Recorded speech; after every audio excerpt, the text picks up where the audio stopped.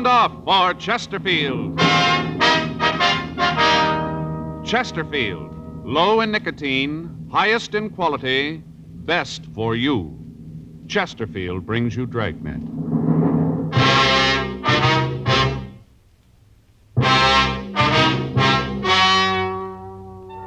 Ladies and gentlemen, the story you're about to hear is true. The names have been changed to protect the innocent.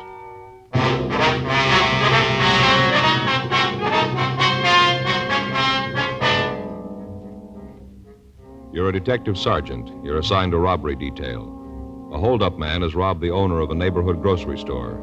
The victim has been beaten unmercifully with a sawed-off shotgun. The assailant has escaped into the city without a trace. Your job?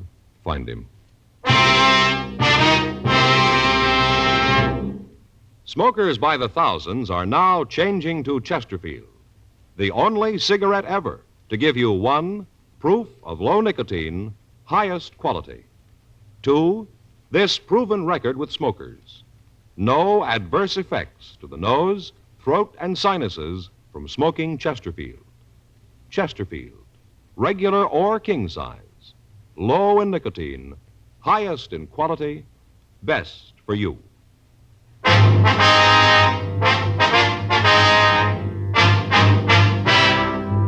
Dragnet, the documented drama of an actual crime.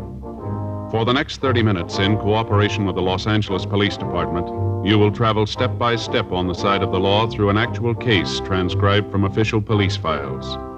From beginning to end, from crime to punishment, Dragnet is the story of your police force in action.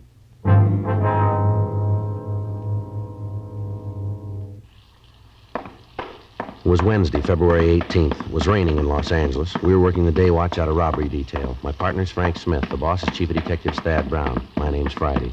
The office had called me at 3:46 a.m., and by the time I got dressed and out in front of my apartment, it was 3:59 a.m. Frank was there waiting to pick me up. What's the best way to get there? Down the freeway, I guess, and cut over on the Liso, huh? All right. Who called you, the hospital or the office? The office said that Bailey had regained consciousness. We might be able to talk to him now. The rain's gonna slow us down. Well, I better use the light and siren, Frank. We may not have much time. Huh? The way the skipper put it to me on the phone. Yeah? They still don't know if Bailey's gonna live.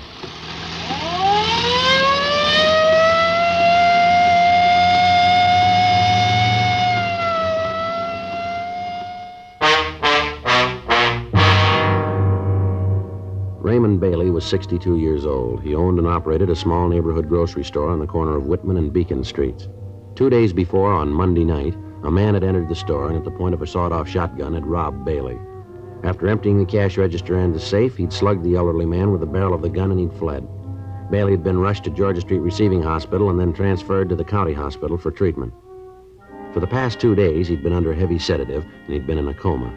He was suffering from a skull fracture, cuts, and bruises. His condition was listed as critical, and we'd left word to be called the minute he regained consciousness. 4:26 a.m. We got to the hospital. We went up to the 4th floor. We met and talked with the doctor who'd been taking care of Bailey. He told us that the patient had just been given another shot to ease the pain and that he'd probably drop off to sleep. We went into the hospital room and walked over to the side of the bed. It was a few minutes before the old man started to talk. I'll tell you what I remember. All seemed kind of far away, like I read about it in a book. Not like it really happened to me. All right, sir, if you just tell it in your own words, if you can. What time is it? It's 4:45, Mr. Bailey. Who's that? I'm Frank Smith. Oh, you a policeman, too? Yes, sir. Oh, 4:45, huh? That day or night? It's in the morning, sir. I sure been out. If you'd tell us what happened, sir. How many of you are there in here? With just the two of us. Yeah, way they got my head all bandaged, can't see. Say, officers. Yes, sir? Doctor said this is Wednesday. Is that true? Yes, sir, that's right. Wednesday the 18th. I can't figure where the time's gone. It can't be Wednesday. Why do you have to agree with him? Why don't you tell me for true? Well, sir, you've been asleep for a couple of days. Really? Yes, sir. Been pretty sick, huh? That's what they tell us. Seems like every time I turn around and give me another shot. Takes the pain away, but makes everything seem so far away, like nothing was really happening to me. Yes, sir, we understand. Think you could go on with the story? Yeah. This fella came in Monday night. It was raining. Wasn't much business. I was figuring on closing when he came in.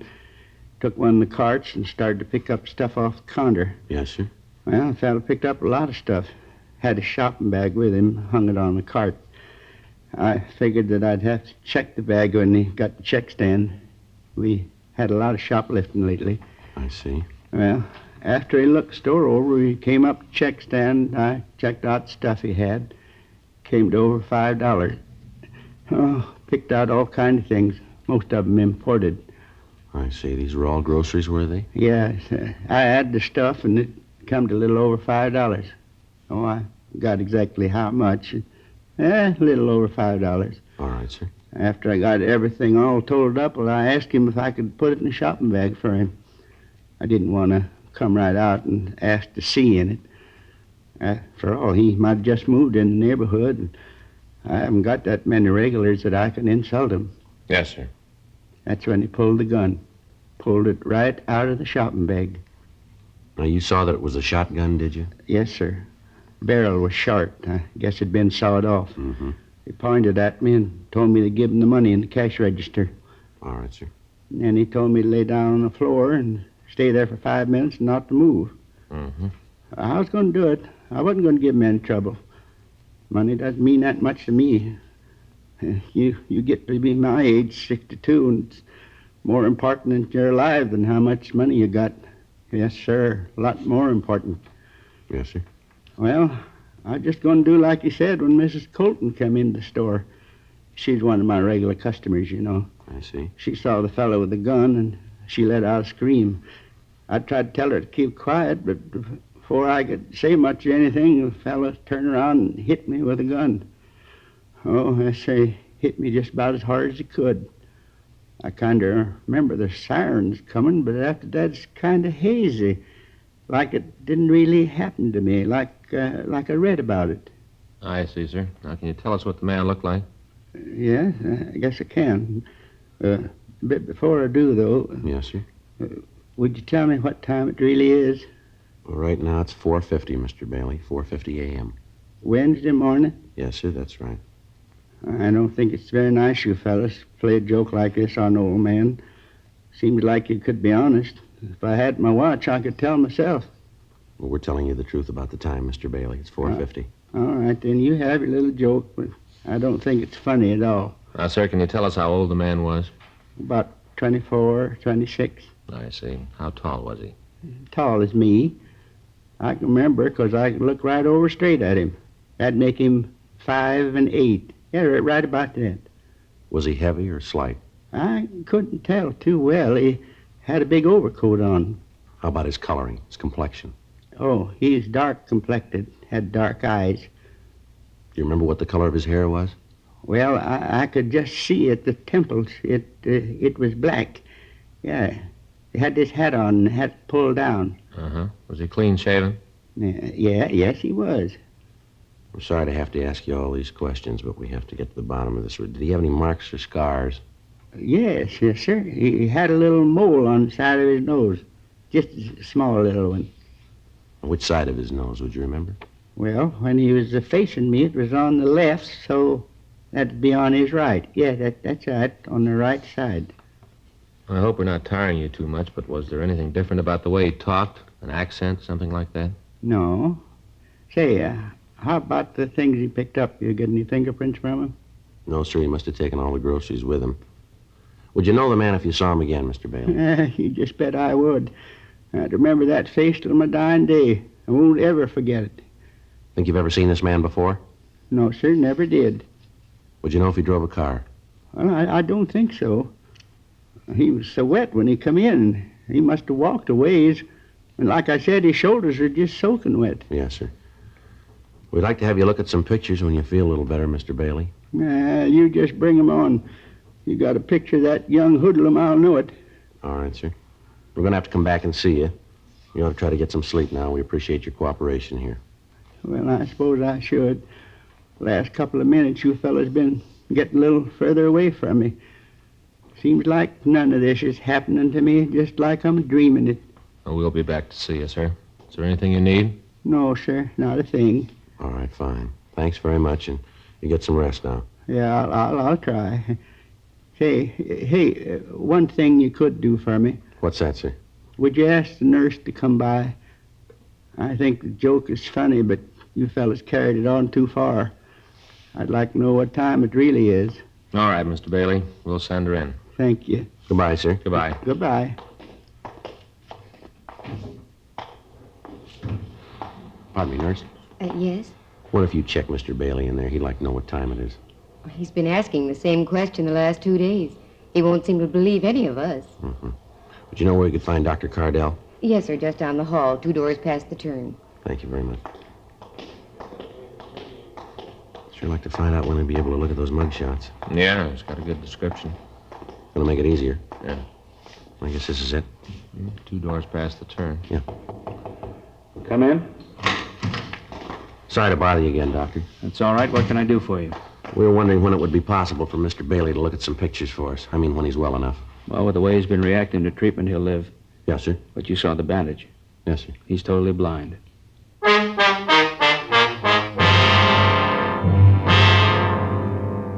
5:10 a.m. We got to the city hall. We got out a supplementary broadcast and an APB carrying the description of the suspect. We asked the stats office to make a run for us on the information the victim of the holdup had given us. They said they'd be able to give us a list of possibles by 10:30 that morning. We checked through the oddity file to see if there might be something in the records on the small mole on the suspect's nose. There were several cards turned over to us, but none of them matched the rest of the description that we had. 6:30 a.m. We went across the street, we had breakfast, and then we came back to the office and put in a call to the hospital to check on Bailey. The doctor told us that he was sleeping comfortably and he appeared to be past the critical point. For the next hour, Frank and I checked through the mug books to see if there were any recent parolees who matched the description that we had. We came up with nothing that would help us in getting an identification of the suspect. The woman customer of the store mentioned by Bailey in his report of the crime had been questioned thoroughly, but she was unable to give us any additional information on the holdup man. She was unable to give us a concrete description of the thief. She'd been shown the mug books, but after looking at them, she stated that she was more confused than she had been before seeing them. She also told us about the suspect's black overcoat. She said that while the shoulders looked quite wet from the rain, the rest of the garment appeared to be dry. 10:30 a.m., we got the results of the run from the stats office. There were 17 names on the list. All men matched the description of the suspect and had at one time or another used the same M.O. used in holding up Bailey. It took us 2 days to check them out, and at the end of 48 hours, we were no nearer apprehending the thief than we had been before. 7:58 a.m. Saturday morning. I checked in for work. Hi, Joe. Morning, Frank. It's one of the best investments I ever made. Huh? This trench coat sure gave me a lot of wear. Well, if you only used it this week, you'd gotten your money's worth. Yeah. Sure is the answer to the rain question, though. I've been wearing that plastic coat of mine so long, I'm beginning to feel like a package of frozen food. Yeah, you look like it, too. Yeah? Anything in the book? No. I talked to Stoner this morning, thought for a minute he had something for us. What's that? Well, they picked up a kid down on 7th yesterday. Tried to heist a liquor store. Manager pulled a gun and held him. Stoner answered the call. But at first it might be the guy we're looking for. Didn't check out, though, huh? No. Kid just got in town yesterday morning, broke and hungry. You know, I got to thinking about that Bailey thing last night. Yeah? Well, what he said about the suspect's coat. What do you mean? Well, you remember that Bailey said the guy didn't look very wet, just the shoulders on the coat. Well, no, Joe. Bailey didn't say exactly that. He said the shoulders on the coat looked wet, but it was that woman customer we talked to, that Mrs. Colton. She's the one that told us the coat looked dry except the shoulders. Yeah, well, that's the point I'm trying to make. I don't remember who said it. But if just his shoulders were wet, the way the rain was coming down out there, he couldn't have walked far and come in out of it that dry, could he? No. There's no bus or streetcar lines within 6 blocks of Bailey's store. We know he doesn't live close to the store. He had to come in a car. Nobody saw one, though. Yeah. Yeah. Well, it's happened before. I guess it's the same thing you're thinking, huh? Well? Could have took a cab, huh? Maybe. Well, let's run it down. It's better than standing still. There are 22 taxicab companies listed in the phone directory, all serving the downtown Los Angeles area. Each of these companies may have from 6 to several hundred cabs in service at any given time. Each driver might make as many as 6 trips an hour.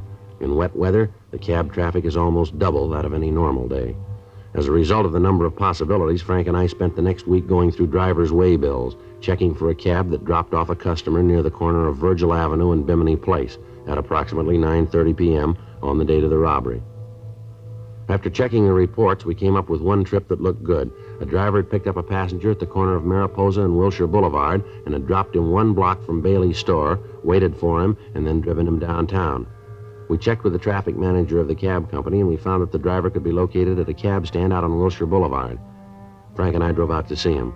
We gave him the description of the suspect and asked if he'd ever seen anybody who matched it. Yeah, I remember him. A little guy. I picked him up out on Wilshire. I remember because he wanted out on a corner. And I thought it was funny that he didn't want me to let him out in front of wherever it was he was going. Did you wait for him? Yeah, he gave me a sawbuck and said for me to wait. I dropped the flag and, I guess it was about a half an hour later, he came running back to the cab. Jumped in, told me to take him down to First and Spring. Let him out there. Remember him pretty good now. Had a big shopping bag. I see. Do you know where he went when he got out of your cab out on Bimini? No, I think it was an apartment out there. The way the rain was coming down, I didn't stick my head out to watch him. How about when you dropped him off downtown? You see where he went then? No. You think you'd know this man if you ever saw him again? Not sure. He wore his hat kind of down over his face, dark in the back of the cab. Might know him, then maybe I wouldn't. I'd like to have you come downtown and look at some pictures if you would, see if you can spot him for us. Sure, I got to get cleared through the dispatcher first. That's all right. We'll take care of that. Say, what's this guy done? Something pretty bad, huh? Well, we want to talk to him. Going to a lot of trouble just to talk to a guy. Come on, you can tell me. I won't spread it around. What's a beat? What's he done, huh? That'll be a little better if we talk to him about it. Okay, that's the way you want to play it. I don't want to get nosy. I'll get you cleared with the dispatcher. Okay. I'd like to have you show us the apartment you think the man might have gone into, if you would. Sure, glad to do anything I can to help. Oh, say about those pictures. Yeah. Sure was dark that night. I hope I can point him out. Yes, sir, so do we.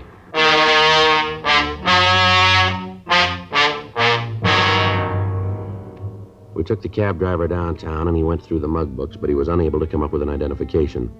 The neighborhoods where he'd picked up the suspect and where he'd dropped him off were checked. None of the people in the vicinity could tell us anything. The usual channels of information were checked, but they yielded no new information. It had been 10 days since the holdup, and we were no nearer to finding the suspect than we'd been the day after the robbery. Another week passed without results. The thief had dropped from sight. We still had no idea where he was. On Tuesday, March 10th, we got the answer. Hot shot, I'll get it.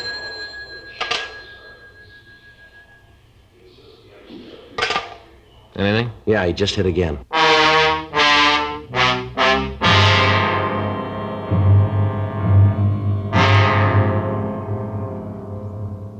The description in the M.O. the thief had used was the same as he'd employed in holding up Bailey. During the following 3 days, he hit 3 more times. Each time he got away without a trace. From the information we were able to get, it became apparent that he was using taxicabs to get to and from the scene of the holdups. We checked the cab companies and got their full cooperation. They agreed to help us as much as they could, but explained that with the tremendous volume of business that they handled each day, it would be almost impossible to check every passenger that the drivers carried. We got out printed descriptions of the suspect, giving detailed information of the hat and the coat that he wore, the shopping bag that he carried, and the fact that he asked the drivers to wait for him. Another week passed without results. The bandit had stopped operating. Thursday, March 19th, 3 additional teams of men were assigned to the case, and a rolling stakeout was set up in the general area where the holdup man had been working. Additional cars were planted at the cab stands along Wilshire Boulevard and in the vicinity of First and Spring Streets. Another 2 days passed. On Thursday, March 21st, Frank and I were sitting in our car, staked out at the cab stand at the corner of Wilshire and Leeward, 8:46 p.m. That looks like it's going to rain again. Yeah. Those clouds have been moving in all afternoon. Pretty black, aren't they? Yeah. Sure cold, too. Mm-hmm. Attention all units. All units. 9648 Eldon Place, a 211 code 3. All units in the vicinity of 9648 Eldon Place, a 211 code 3. Let's go. Right. Couple blocks over. Yeah. Well, this is 9400. Should be 2 blocks down from here. All right. Better hold it. There's a cab headed this way. You see who's in it? No, he's pulling over to the other side. I'll take a look. Yeah, might be. You want to check it? Yeah. All right, I'll swing around. The cab's taking off. You see it? Yeah, he's up ahead, just turning off on Wilshire. See him? Yeah, I hope we don't lose him. There's only 1 man in the back seat. Get a good look at him when we pass? Not too good, no. Hat pulled down, that's about all. See him? Yeah, there he is up ahead. Yeah, probably pulled a gun on the driver. All right, stick to him now. Yeah. It looks like he's headed for MacArthur Park. Yeah. Turn right. Yeah. There's a cab. Come on, pull up. Come on.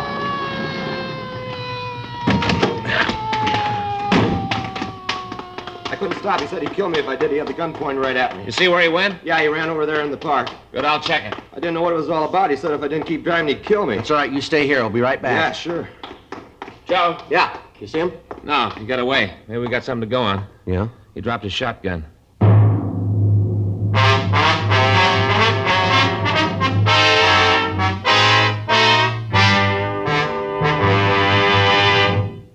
You are listening to Dragnet, the authentic story of your police force in action. Smokers by the thousands are now changing to Chesterfield, the only cigarette ever to give you one, proof of low nicotine, highest quality. Chemical analyses of the country's 6 leading brands confirm that. 2, the only cigarette ever to give you this proven record with smokers. Again and again, over a full year and 1/2, a group of Chesterfield smokers have been given thorough medical examinations. The doctor's reports are a matter of record. No adverse effects to the nose, throat, and sinuses from smoking Chesterfield. A responsible independent research laboratory supervises this continuing program. Chesterfield, the only cigarette ever with a record like this. Chesterfield, best for you.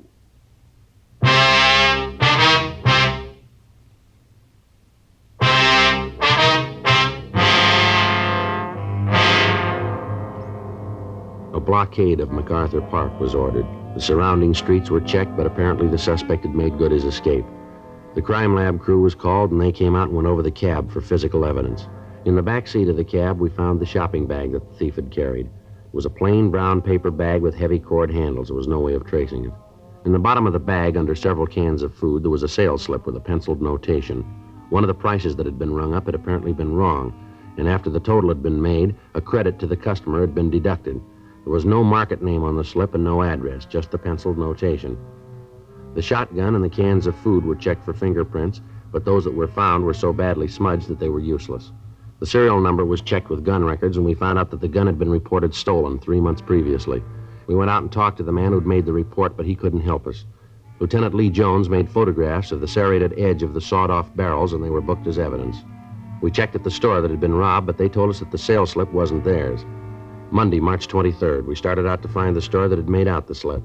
We checked all of the smaller grocery stores in the area where most of the cabs had been picked up. It took us the better part of 3 days. On Wednesday afternoon, we stopped at a small delicatessen at the corner of 3rd and Leeward Streets. The manager there told us that he didn't recognize the slip, but he said that it could have come from their cash register. He asked us to wait while he called his wife. She came over to the store, and we showed her the receipt. Yeah, that's one I made out. The customer bought 4 cans of tomato sauce, and I made a mistake on the register. I overcharged him a penny on each can. He noticed that he made quite a scene. It was pretty embarrassing. I apologized, and I gave him a credit. Do you know the man? Yeah, he comes in quite often, once, twice a week. Does he live in the neighborhood, would you know? No, I can't tell you that. He just comes in, then he leaves. Do you know his name? No, I don't. He drive a car? I've never seen him in a car. He usually walks in, gets what he wants, and then walks out. You ever come in with anybody else? No, he's always alone. And you don't know if he lives around here, huh? Well, I told you no. What's he done? What's this all about? We want to talk to him, ma'am. When do you think he'll be back? Well, let's say this is Thursday. Might be in this evening, maybe tomorrow. What times do you usually come in? Mostly in the late afternoon or early evening. Is there something I can do? Do you have a message I could give him? No, ma'am. We'll give it to him.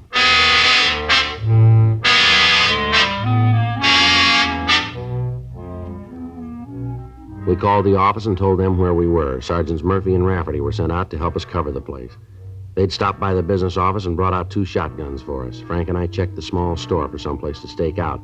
The only place we could find where we could keep the entire store under observation and yet not be seen ourselves was on top of one of the large refrigerators that held frozen foods and dairy products.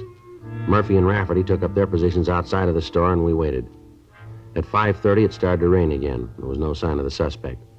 7 p.m., 8 p.m., still no sign of him, and the rain got heavier. 8:30, 9 p.m.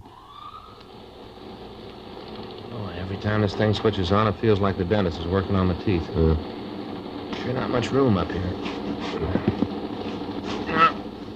Don't shove me off. Yeah, there just isn't one. What's that? Well, there just isn't any way a man can lay on top of an icebox and be comfortable. Yeah. Evening. Yeah. Glad to see you back. Huh? I thought you might be mad about me overcharging you the other day. Looking for anything special tonight? No, just a couple of can things. I can get them. Sure is raining. Yeah. Looks good. Yeah. Let's wait till he comes over this way. You can jump him then, huh? Right.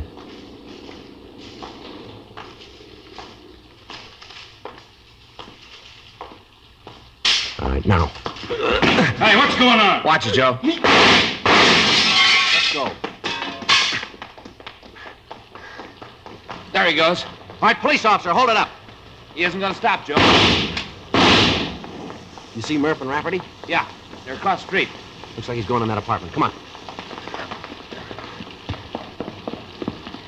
All right, take it easy. He should be in there.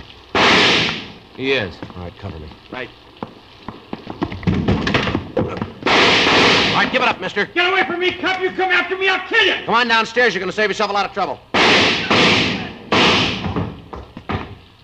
You okay, Joe? Yeah. He's still alive. You want to call the ambulance? Yeah. Who told you? Who tipped you off? You did. I never talked in my life. I wasn't even worried. You were once, fella. What about? 4 cents.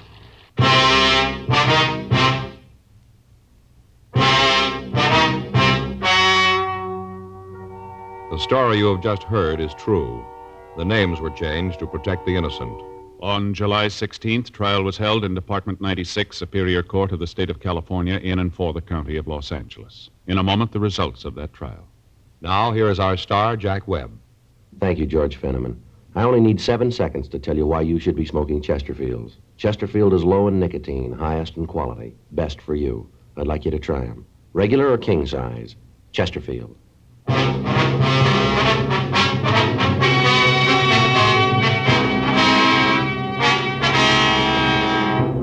Earl Russell Craig was tried and convicted on 3 counts of robbery in the first degree and 1 count of assault with a deadly weapon. Robbery in the first degree is punishable by imprisonment in the state penitentiary for a period of not less than 5 years. Assault with a deadly weapon is punishable by imprisonment for a period not to exceed 10 years. Ladies and gentlemen, this week in Detroit, a group of men are gathered for the 60th annual conference of the International Association of Chiefs of Police.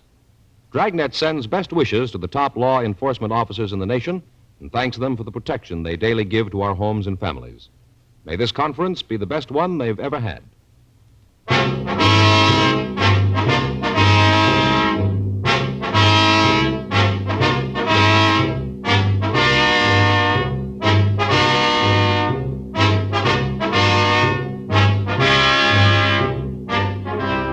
You have just heard Dragnet, a series of authentic cases from official files. Technical advice comes from the Office of Chief of Police W.H. Parker, Los Angeles Police Department. Technical advisors, Captain Jack Donahoe, Sergeant Marty Wynn, Sergeant Vance Brasher. Heard tonight were Ben Alexander, Ralph Moody, Lillian Bayev, Jack Crucian. Script by John Robinson. Music by Walter Schumann. Hal Gibney speaking. Watch an entirely new Dragnet case history each week on your local NBC television station. Please check your newspaper for the day and time. Chesterfield has brought you Dragnet, transcribed from Los Angeles. Have you tried new cork-tipped Fatima? It's the smooth smoke. Here's why. New Fatima tips of perfect cork, king size for longer filtering, and Fatima quality for a much better flavor and aroma. Remember, Fatima has the tip for your lips. Try new Fatima. See how smooth it is.